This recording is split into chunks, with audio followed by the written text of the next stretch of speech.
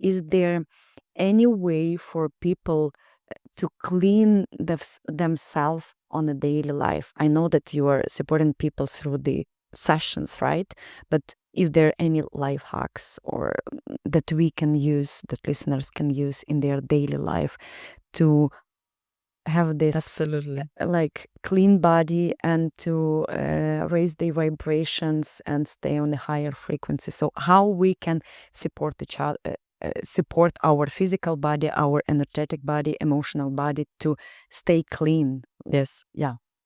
So the biggest shortcut that I learned, yes, the biggest shortcut.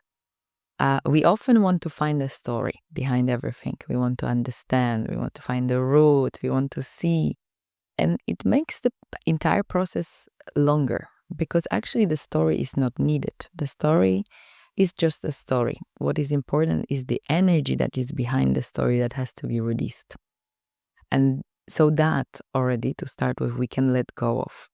What is really important to do whenever you feel you have a trapped emotion or whenever you feel heaviness, because your trapped emotions will be awakened by situations in your life, by triggers that are pointing onto them to tell you, hey, there is something within you that has to be released. Trigger never exists in the present moment. It only relates to the past. Because if I erase your entire memory, you would not be triggered. Yeah. So you receive a trigger based on what has happened to you previously, so that the same emotion, the same assumption is created and the same emotion of the trigger is generated through the body. And so in such a situation, what is the easiest thing to do that comes from Ancient Tibetan and Qigong practice is to simply try to feel where is the emotion in the body, right? So it's very first question, where do I feel it in the body? Okay, let's say, okay, I feel a tension in my chest. Can you close your eyes and give it a shape? Can you give it a shape? Can you give it a color? Can you give it texture, right? And you just feel into it. And then what we try to do with closed eyes, we try to go with our awareness, with our consciousness in the middle of that sensation. And we try to amplify it, make it bigger and make it louder. And we make it so that it becomes everything. And so whatever we feared previously regarding that emotion, we dissolve that fear because we realize there's nothing to fear. We are in it and nothing is happening. And we stay in that state for as long as needed. And usually is seconds, sometimes can be minutes.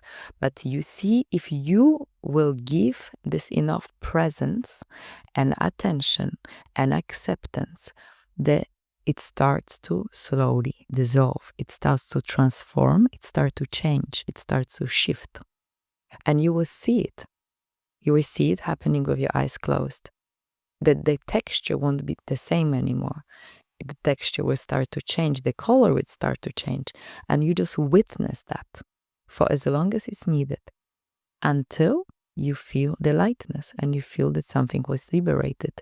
You might cough, you might yawn, you might shake, but you have to simply stay with it. And so in that simple tool allows us within minutes shift any emotion, and it's one of honestly the most powerful tools every human being should have.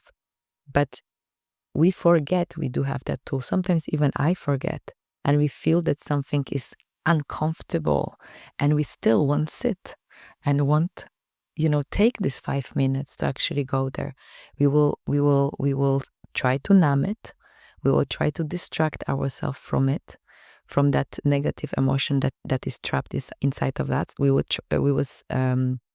Many of us will use different distraction, alcohol, television, work, sex, whatever that is. You will use distraction to not feel your body until it's so intense that it cannot be ignored anymore.